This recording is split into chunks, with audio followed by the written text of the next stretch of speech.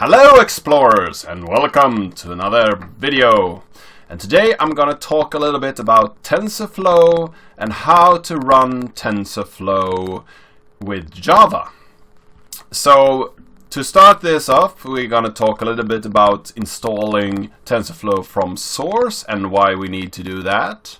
We're gonna talk a little bit about how to train your model in Python, because at the moment, the only way you can train your model is by using some C dependencies and Python. But in the future, you might be able to train your models in Java as well. And then we're going to verify our model inside of Java and talk about that code a little bit. So you can read a model in Java and actually run it to verify and actually do predictions in Java. So that's quite nice. And lastly, we're going to talk a little bit about where TensorFlow is in relation to Windows. So I have done a lot of work trying to get TensorFlow working on Windows, and I'm going to talk a little bit about my experience there. So to start off, we're going to talk a little bit about the installing part, and I have written down a little bit of a page documenting how I did my install. I used Ubuntu and did a lot of installation that way. Most Linuxes and Macs should be fine installing. There's a lot of information on how to install it. The prerequisites for this project I have is pretty easy. You need Python, of course, Maven, TensorFlow, the TensorFlow GNI, and the TensorFlow libjar file. And how to create these. In order to get this project to work at the moment, we need the latest version from source. So if you can get a hold on, in the future, a version of TensorFlow which is 1.1 or 1.01 perhaps, the functionality in this project might be there already. But at the moment, the only way to get it is from source, because it's quite new functionality. But I think that this new functionality actually makes a huge difference in how easy it is to port your models to Java. So the current version that is out now is 1.0.0 Preview 1, and that doesn't have this functionality.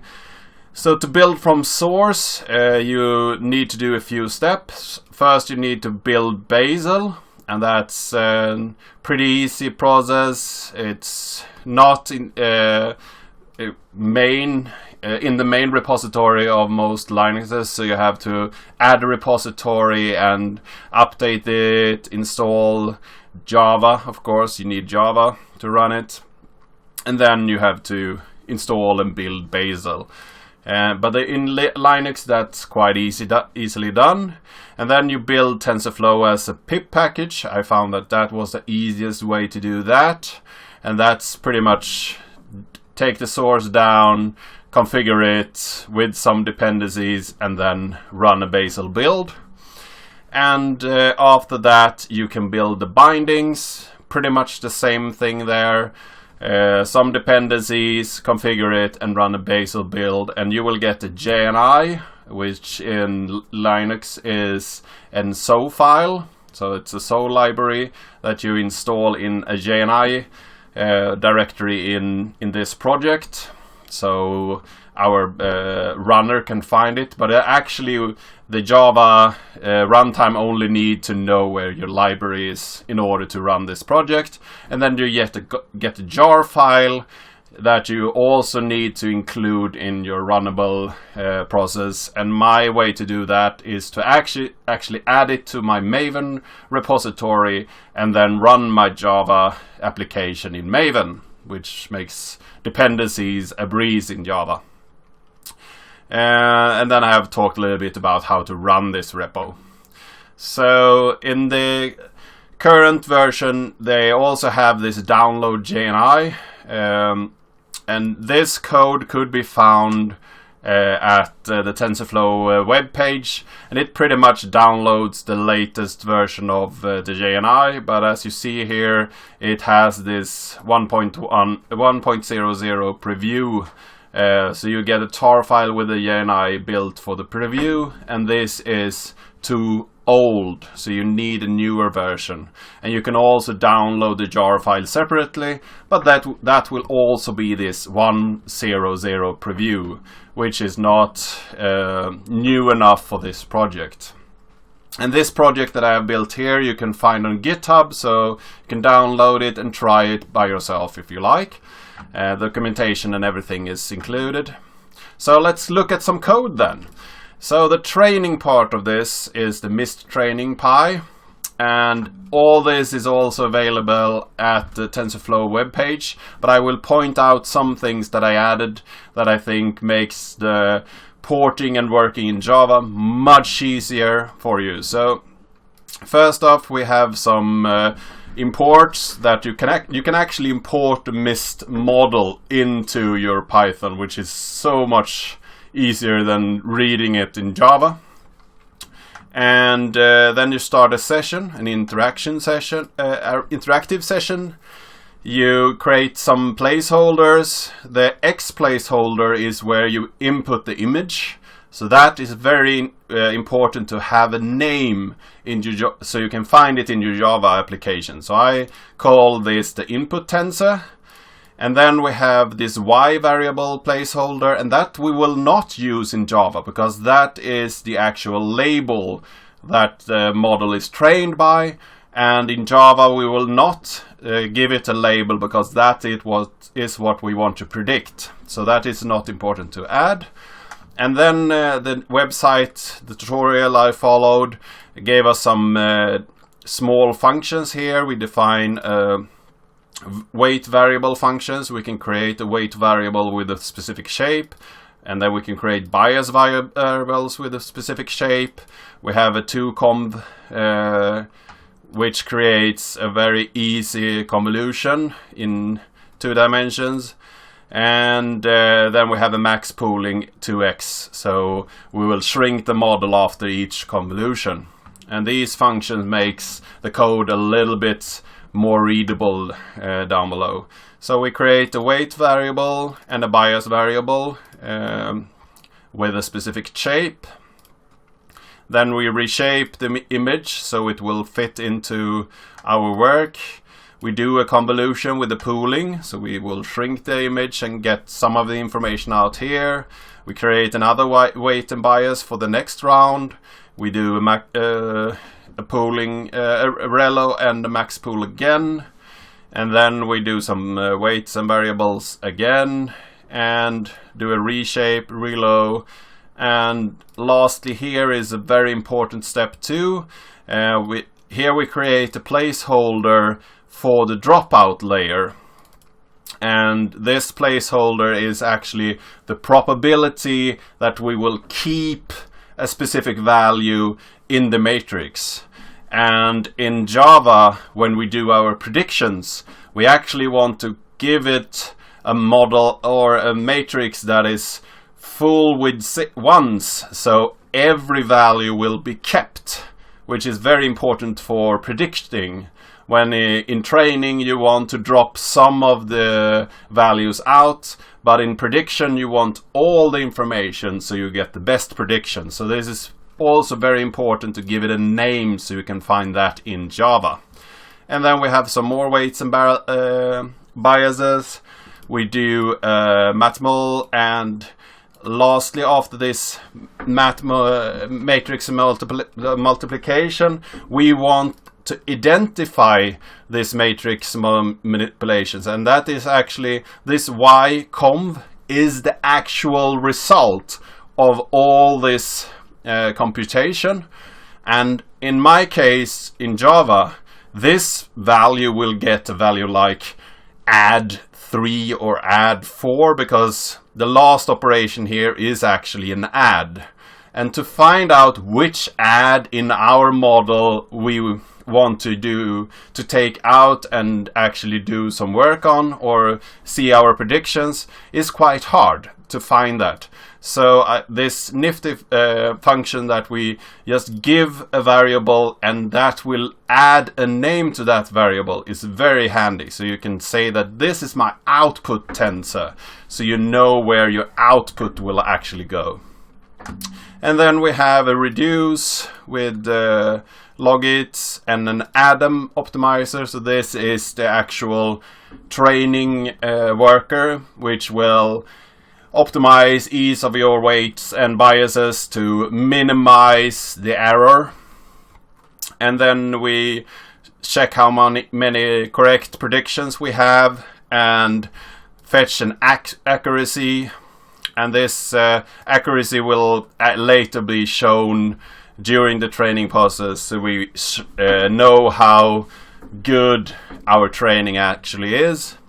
This is a very nice addition to TensorFlow, and this is the function that actually was added in 1.1. And this will give you the functionality to say that in this folder model I want to save the full model with the actual training model and all the weights and biases, so I can load it back and use it. So it's very nifty to have this function that you can say, I want to build it for this, and then we start our session and we do the actual training over to 20,000 rounds with the batch size of 50, and we do some training and we print out the accuracy for each training step. And down here we have the builder again that we talked about up here, where we actually add some extra graph metadata, and we give it a constant, and in this case we say that this is a serving model, and then we save it. And this true value is if we want the model we create to be humanly readable, so it will be a text output. It's actually going to be a JSON tree, so we can read the model in JSON.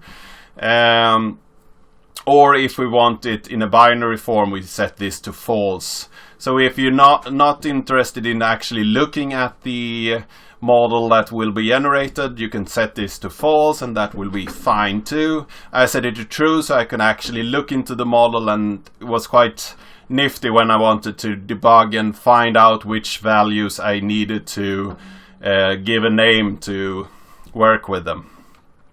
And last but not least, it will print the test accuracy, and I ran this training, and I got a training accuracy with the test data of 99.18.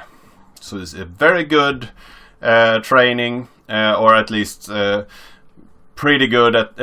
You could with a larger model you might get an even better result, but I think for such a simple model that took a few minutes to run on my computer, it's a very good result for this training set.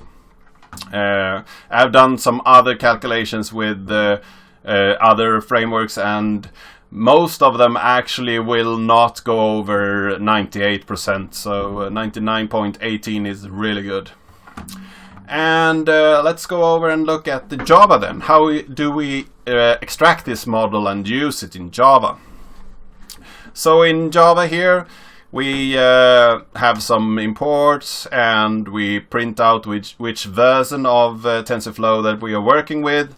It's quite nice to do that, so we know that we have the right TensorFlow version running. And it's also a good pointer to have, because this function will actually fail if you haven't the right jar installed or the right libraries installed. This will fail right off the bat, so you know that you actually have a working system. So it's good to have this in your runner. And then I have my own little class here, MistReader. It's a very simple class which takes the missed information and reads the binary data and gives me each label and each image as a separate thing.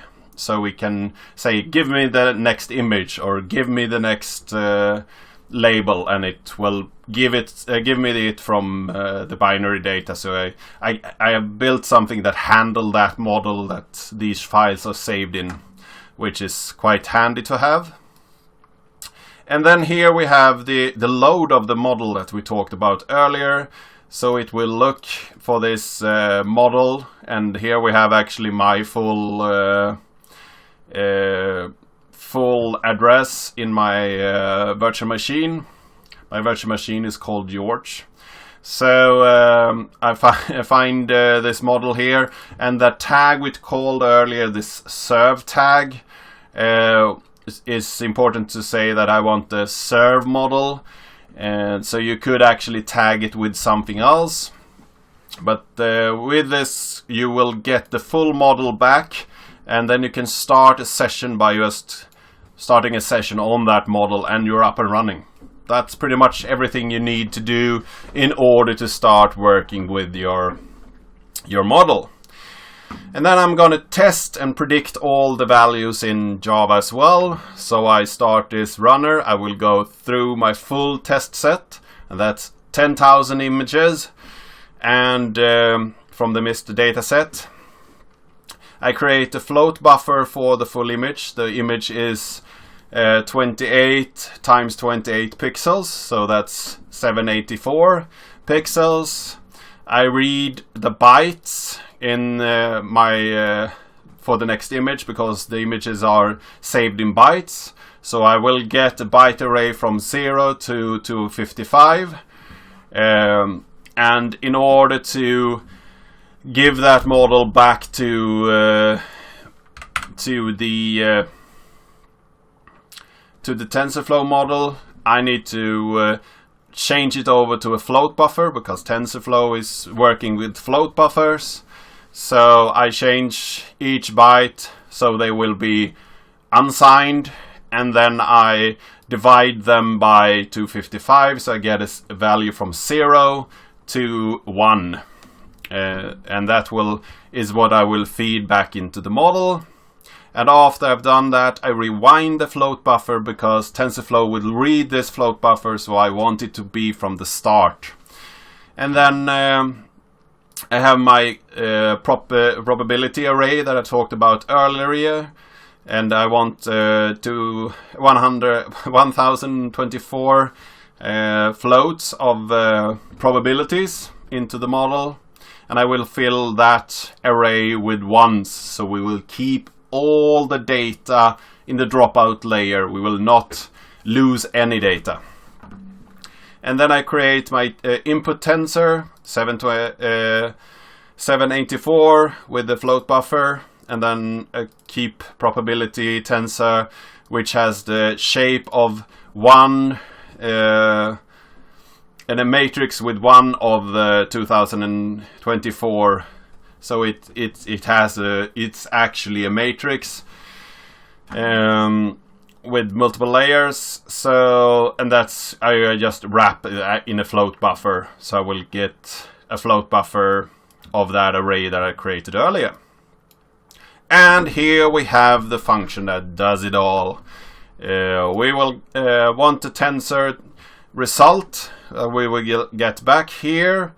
We have this runner that we will feed the input tensor to.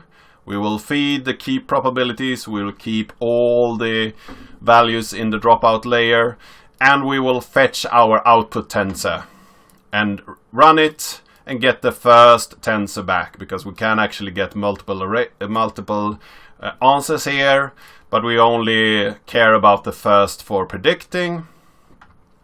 And down here we create this little float matrix which will take the actual value, and I'll create a number of floats here, so I actually have a filled array. I'm not sure that is required, but I had a lot of work to get this to work, but it might be that these two rows are not actually required, but you need to create somewhere to store your your result to, and then I copy this tensor into this result matrix, and the matrix I get out, I will go through each value and see how much it predicted for each of the results. So for instance, the first value that will be 0. So how likely do the model think that this image is a 0? The next one is the first one. So how likely do the model think that this is a 1, and so on. And in order to actually find the highest predicted value, I have this small for loop where I will go through each value and look for the largest value and save that prediction. And down here I will fetch the next label and check it against the predicted label, and if they correspond, I will increase my correct predictions. So I will get how many predicted values that were correct of this function, and then I print out that we have these many correct predictions, which is these many predictions in percent. So this is a little verbose, but when I ran through this, it took about 21 seconds to run through all the 10,000 predictions, and Java actually got us the same value predicting this model. So we've got a 99.18 result, or 9,918 results correct, which is really nice. We know now that we can port a model over and actually get the same result as in Python, which is very, very nice. We know that this process will work. And then I'm gonna talk a little bit about little small steps in the setup here. We have this POM file, which I talked about, that things is much easier to do with Maven to get your dependency working. So I have some setup here that I just create the project and so on. This assembly plugin is really nice. You just tell it that you want this as your main class and add a descriptor reference that you want jar with dependencies, and then put an execution goal in the package phase. And that's pretty much everything you need to know, everything you need to do, and add your dependencies below. And when you run make package, you will get a jar file with all your dependencies included. So you can run this jar file or move it to a different machine and run it and so on. So you have a packaged working bundle of your code, which is quite nice. And I also included this small run script, and that's just so you can run Java, point out where the Java library path is, which in this case is GNI, and there you will put your library for your system. In my case, it's libtensorflow.so. So it will find this C-bound library for TensorFlow. And then I run this jar file, which were built in my target directory. So that's pretty much the setup and how to run your model in Java. So you can train a model in Python, port it over to Java, and predict stuff in Java. So you can use it in your Java application if you like. And now we're gonna go back a little bit to my experience running this in Windows. And as you see here, I have added a tag experimental to this little part of my documentation. And actually this was something that I did, I think I spent 2 or 3 days on this. and I actually didn't get it working. The really annoying thing about Bazel is that in order to build Bazel, you need Bazel. And in Windows it's quite hard to get a version of Bazel working in your system. And another really annoying thing was that the Bazel version 0.4.4 had a bug in it, which made it impossible to actually build Bazel with it, because this bug was screwing things up. So I did some tests where I tried to install it with Chocolatey, and that did not work well. Then I tried to build it from scratch by building Protobuf first, then cloning Bazel, and then trying to build Bazel. And this were really hard to do, and after a long while I actually got it to work somewhat right. But when I was done with that, I tried to build TensorFlow, and I'm not really sure if it was in the build process of TensorFlow or if it was in the build process of Bazel, but along the way I had to actually do a lot of changes to some C libraries. I had to look up a lot of different dependencies that were not mentioned at any point in any tutorial. And I also had to change some C code, add some extra defines in some of the header files and so on. So this to make a long journey and a long statement to some short brief description. If you want to build things in TensorFlow, build TensorFlow in Windows at the moment, don't. Wait until we get a more stable version of Bazel, perhaps version 0.5 or even 1.0, and wait before TensorFlow has not a preview tag on it. Maybe things will be easier to build under Windows, but as of this recording, we are in the middle of March 2017. It's not recommended actually to build TensorFlow in Windows.